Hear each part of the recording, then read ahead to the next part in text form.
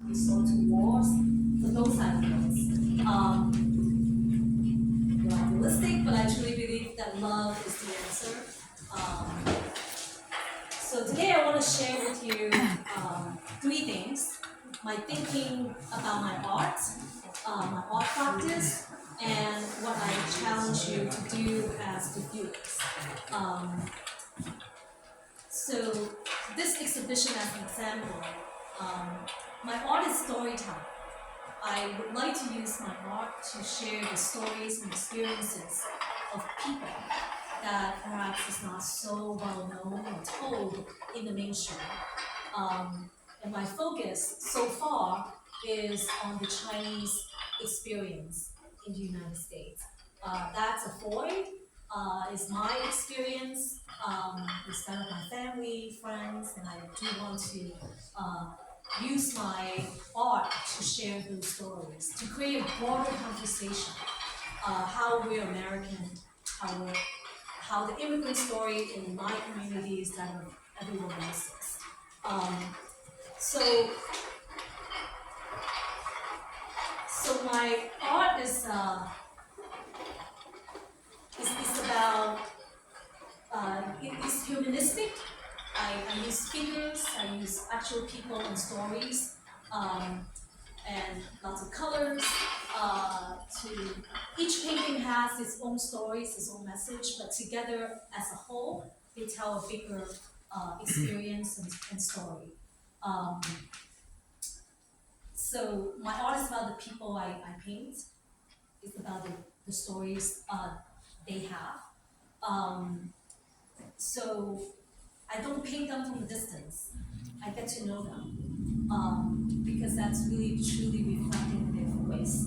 I don't want to be observing people from far away. So I like my art to reflect that authenticity of their voice, and that they can feel that their story is told through my paintings. So the paintings you see, for this particular exhibition as an example, Lives of Three Canners.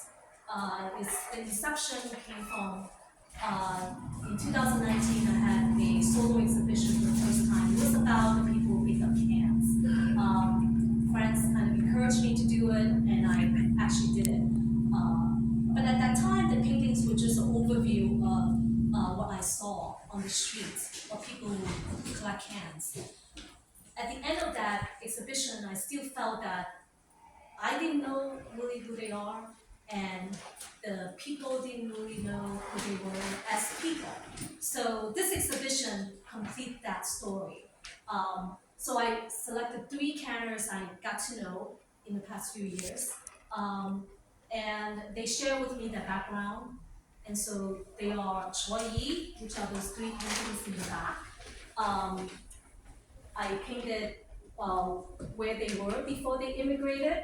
So all three canvas here, they immigrated from China, southern part of China in particular, and the work that they did after they arrived. So that's the second painting. Choi Yi was a garment factory worker. By the time she came, she was already in her early 60s, so she wasn't learning how to sew. So she did the miscellaneous work in the garment factory. Um, she cleaned, she made white rice. So when the ladies were ready for lunch, they put in their cold food into hot rice, and they didn't need a microwave.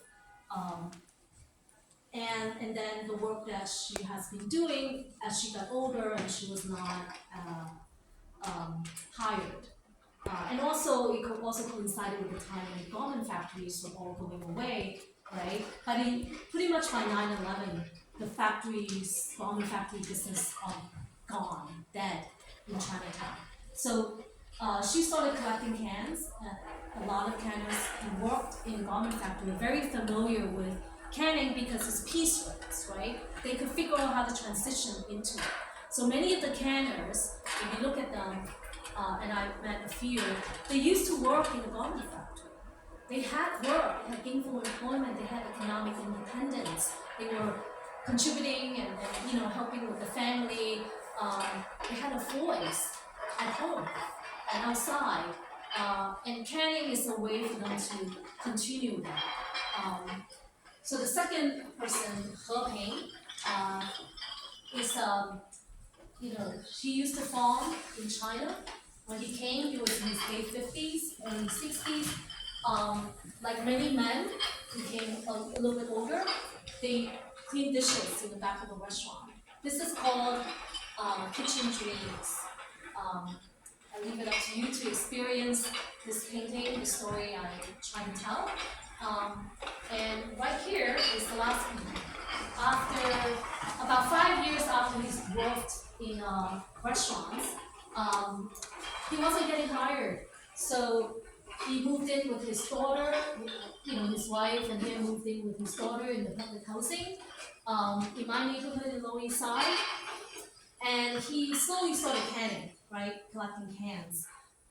And I met him on the streets, and he was not shy. He let me. I was learning how to film using my camera, and I followed him for like a whole block, and I even jumped in front of him at one point.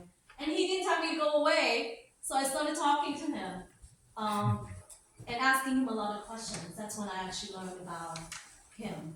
Um, and in thinking about what he is like, what he was thinking about as he was collecting cans, I created this painting, which is also a scene that you may be familiar with if you visit the Lower East Side. This is Times Square.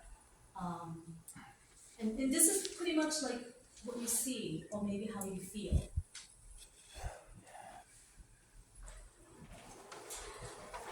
And you could take a look at it and ask me questions. So we talk a lot more about any of these paintings.